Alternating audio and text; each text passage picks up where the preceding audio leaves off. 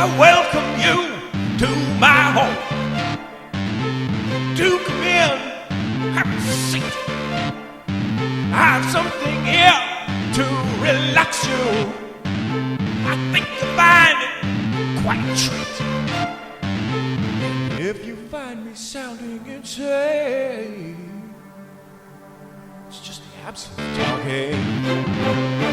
It's just the absinthe.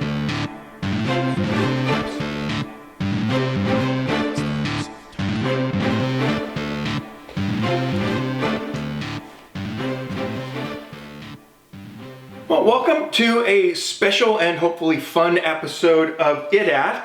It dawned on me a while back that if I was going to call a show It's the Absinthe Talking, that at some point I should probably do a show on how to make a proper absinthe. And so this episode is me correcting that bit of oversight.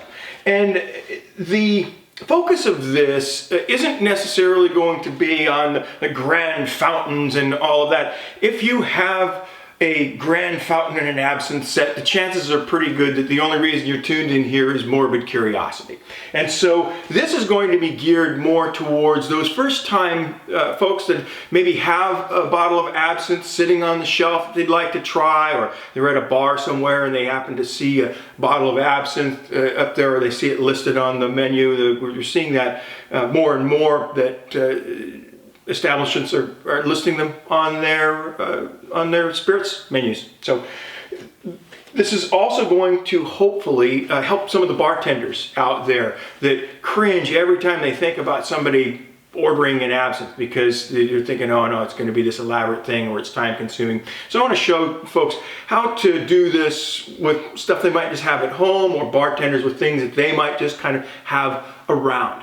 So to start us off, the only way that you're going to be able to make a perfect absinthe each time is if you understand a little bit about absinthe itself. And so absinthe is the essential oils of anise, fennel, and grand wormwood, all held in a suspension of pure alcohol. And the result of that is a relatively high test drink, generally in the low 60s to low 70% alcohol range, so 120 proof, 140 proof, somewhere in that range. And that leads me to one of the main reasons that I'm doing this video, and that is that I host several absinthe events every year.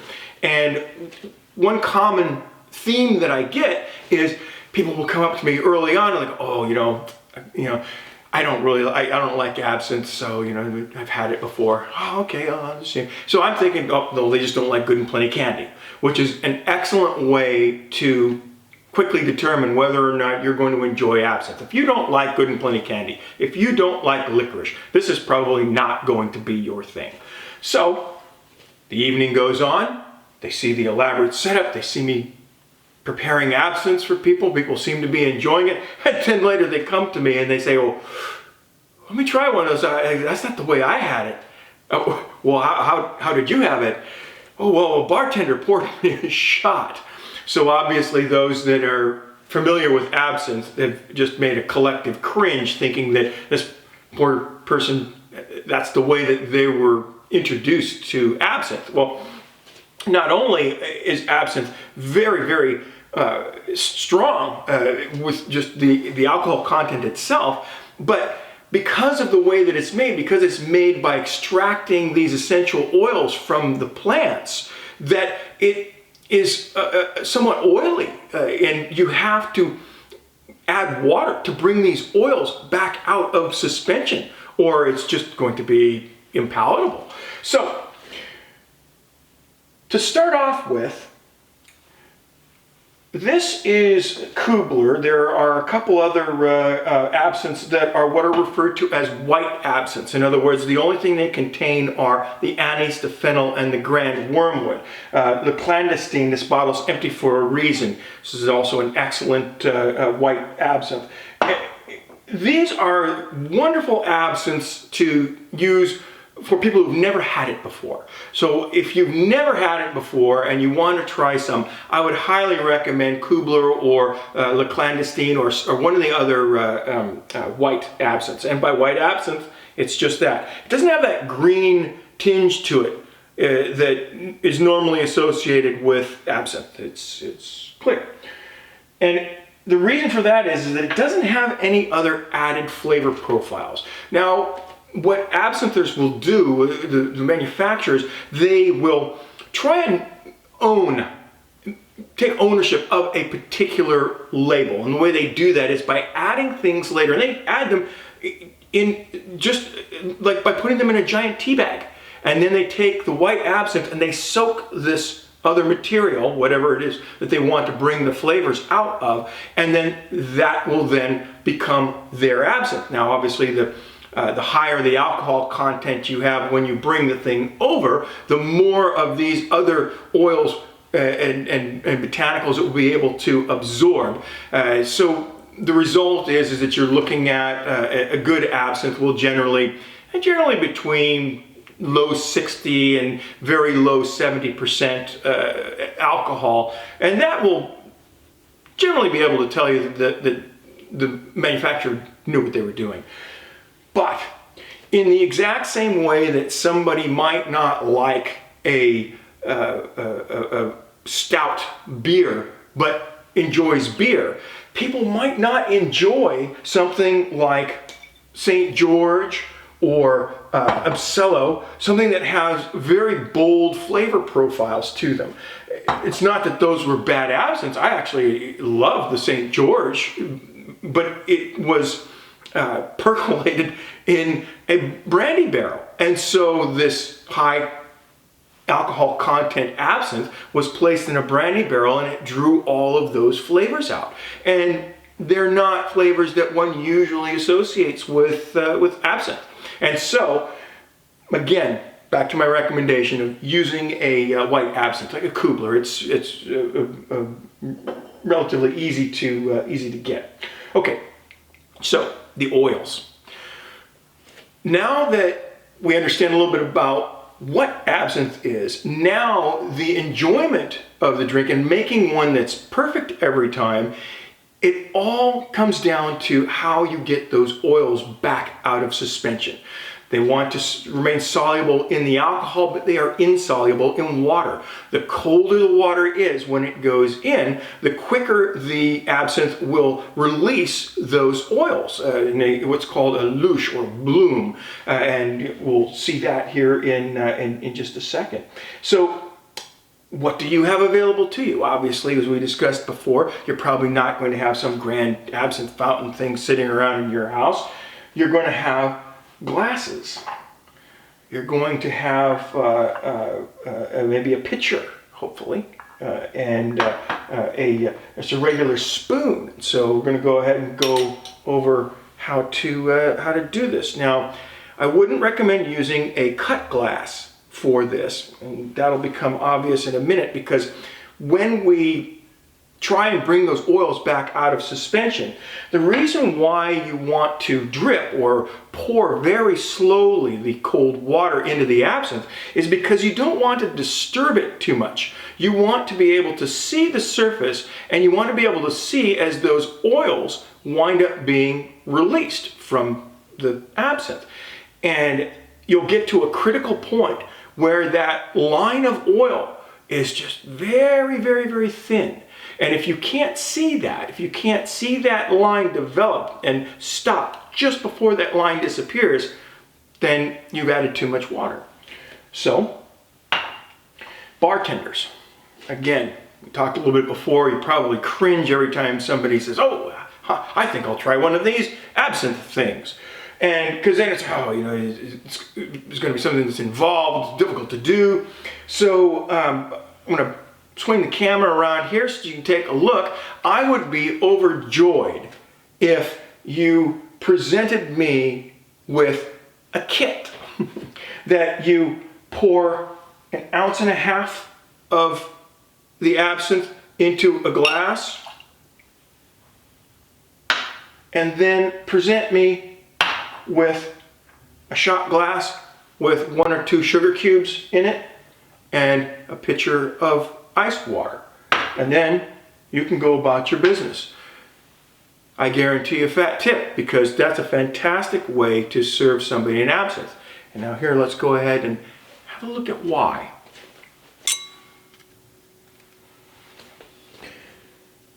So the idea here is that the sugar cube will be used to make a simple syrup. And if I were going to make this drink myself, I would prefer using a natural sugar cube. You can usually find these in the sugar aisle without any difficulty now. It's just a brown sugar cube, a natural sugar cube. It lends a more of a candied flavor to the drink and would have been more traditional to what they would have consumed. But it doesn't make that much difference if you just have processed white sugar cubes. That's fine.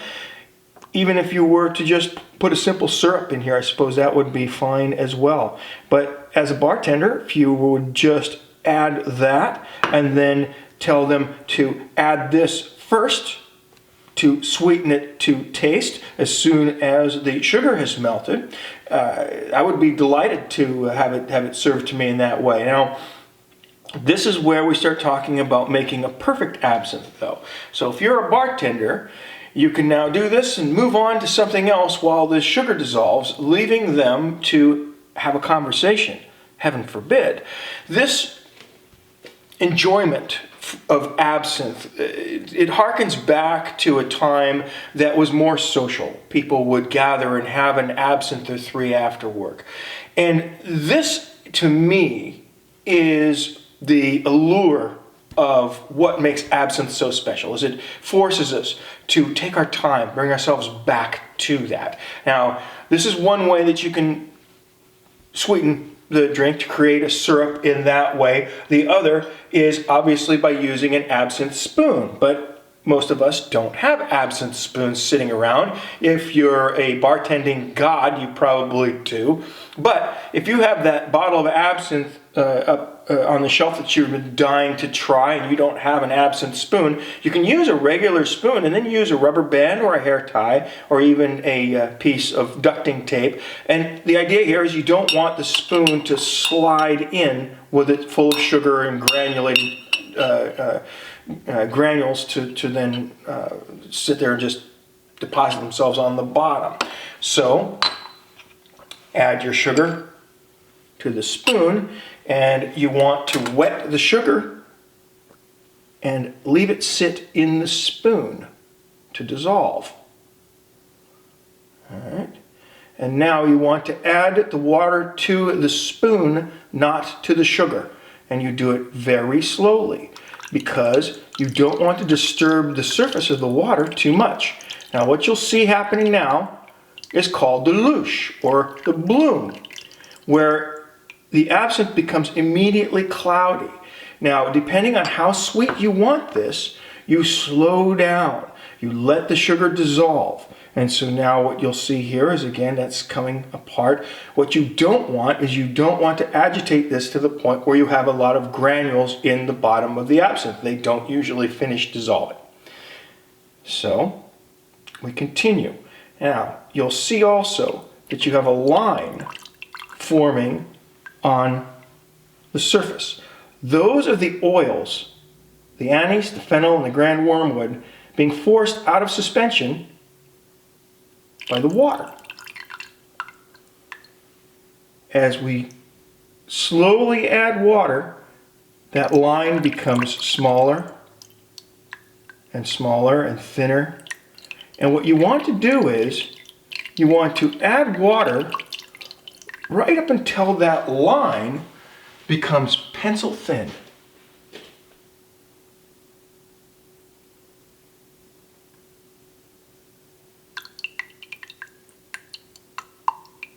Still got some of the sugar dissolving.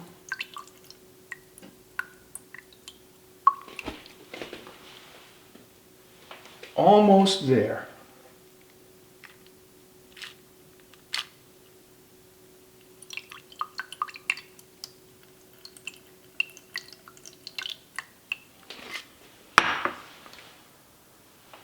And that, aside from the fact that we have a small piece of cork,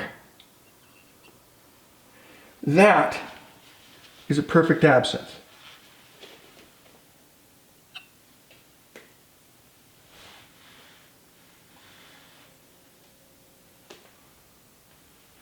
So now we have a perfect absinthe, even though it's not quite finished just yet. Now, what makes this a perfect absinthe then? Well, it's perfect because that's the perfect place to stop. Some absinthes may be stronger than others. You may want to add a little bit more water or sweeten it a bit more, kind of knock various flavor profiles down, but you won't know that until you're actually able to taste how well the distillery did their job.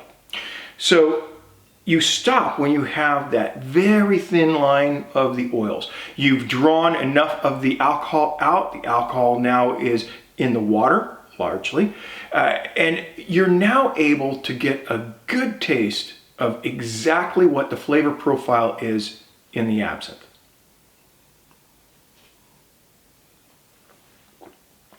Delightful. This is a Kubler, as we said. This is one of the white absinthes.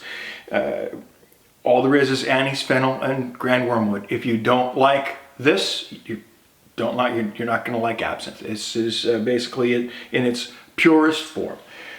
After this, various manufacturers, various distilleries, they add their own flavor profile to the drink, and some of them are incredibly bold, like the St. George. I would not give St. George to somebody who'd never had absinthe before. Just in the same way that you would never give somebody a stout or a porter and say that, oh, this is a beer. Well, it's not really, because some people aren't going to enjoy those very bold flavor notes that come with a stout beer in the exact same way that they might not enjoy some of the bolder absinthe flavor choices. So, hope you found that fun. You don't need a grand absinthe set or a set of absinthe spoons. If you decide that you enjoy absinthe and want to go that route, there's a wide variety of different absinthe spoons available. Some of them more fancy than others. I tend not to use the more fancy spoons because they're carved out in the center, and I don't like granulated sugar in my absinthe. I like to make the syrup by pouring the water underneath the sugar cube, and so absinthe spoons that have a channel in the center tend to work much better for that. But there are also other choices for making them. If you're doing several, but you don't want to invest in an absinthe fountain, they have what's called a brewy glass. You put ice in here, you can actually add the sugar into the glass as well, and then you can pour multiple glasses of absinthe, so that makes that a wonderful thing to have if you don't want to invest in a full absinthe fountain. So, I hope you found that fun, and so with that, we will see you next time, where we will probably go upstairs and consume this and talk about something interesting.